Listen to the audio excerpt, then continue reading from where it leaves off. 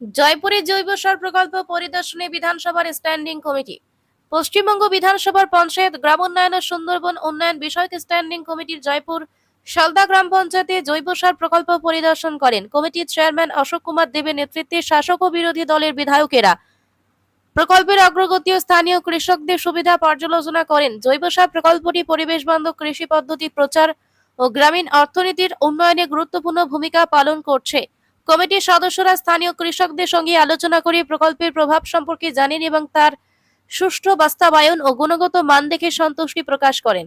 পরিদর্শনে উপস্থিত ছিলেন বিধায়ক বঙ্কিমচন্দ্র ঘোষ চাকদা, বিকাশ রায়চৌধুরী, বিমলেন্দু সিংহ রায় করিমপুর, বীণা মণ্ডল স্বরূপনগর, মধুপর্ণা ঠাকুর বাগদা, বিভা সর্দার বারুইপুর পূর্ব, চন্দ্রবাউরি পাড়া। এছাড়া উপস্থিত ছিলেন জয়পুর বিডিও দেবজ্যোতি পাত্র, উপশাসক দীপাঞ্জন লস্কর, শালদা গ্রাম পঞ্চায়েত প্রধান অনিল দে, জয়পুর পঞ্চায়েত সমিতির কর্মাধ্যক্ষ জাকির খান সহ জেলা ও ব্লক স্তরের আধিকারিকেরা।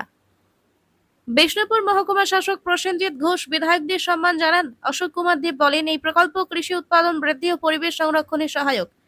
বিধায়িকা বীণা মণ্ডল জানান, এটি গ্রামীণ অর্থনীতি ও জীবনযাত্রার মান উন্নত করছে। জৈব সার প্রকল্পটি রাসায়নিক সারের নির্ভরতা কমিয়ে মাটির উর্বরতা রক্ষা ও কৃষকদের আয় বৃদ্ধিতে সহায়ক করছে। এটি স্থানীয় মহিলাদের কর্মসংস্থানের সুযোগ তৈরি করেছে। শালদা গ্রাম পঞ্চায়েত প্রধান অনিল দে বলেন, এটি কৃষকদের জন্য নতুন সম্ভাবনা তৈরি করেছে। বিডিও দেবজ্যোতি পাত্র জানান, পরিদর্শন কাজের মান উন্নত করতে উৎসাহ যোগাবে, পাশাপাশি তারা জয়পুর ব্লকের উন্নয়নের দিকেও নজর দেন। এই পরিদর্শন জৈব সার প্রকল্পের সাফল্য ও গুরুত্বকে তুলে ধরেছে। শাসক ও বিরোধী দলের বিধায়কদের অংশগ্রহণ এর গ্রহণযোগ্যতা প্রমাণ করে। স্থানীয় প্রশাসন ও গ্রামবাসীদের সহযোগিতায় প্রকল্পটি ভবিষ্যতে আবারও সাফল্য অর্জন করবে বলে আশা করা যায়। বাঁকুড়া জয়পুর থেকে ইনামুল ভুইয়া রিপোর্ট।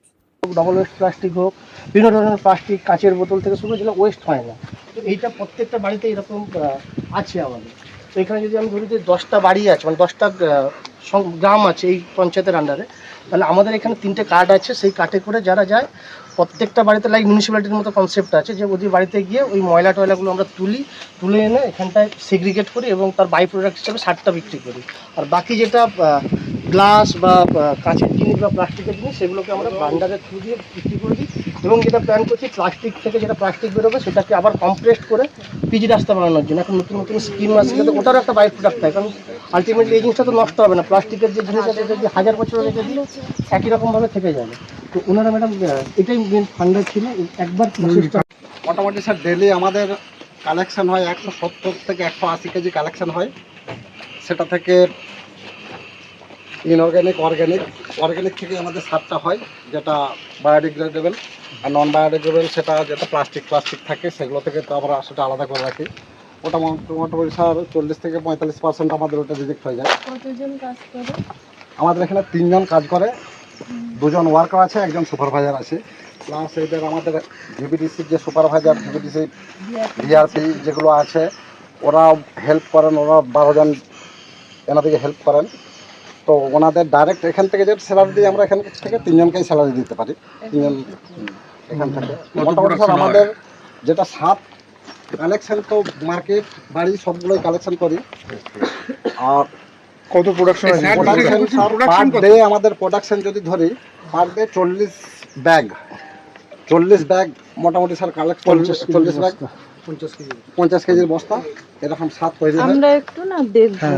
আমি জাস্ট একটা জিনিস ব্রিফ করে দিচ্ছি, মানে হয়তো সলদা বা গ্রামগুলোর নাম বললে আপনারা বুঝতে পারবেন না, আমি ওভারভিউ একটা আইডিয়া দিয়ে দিচ্ছি।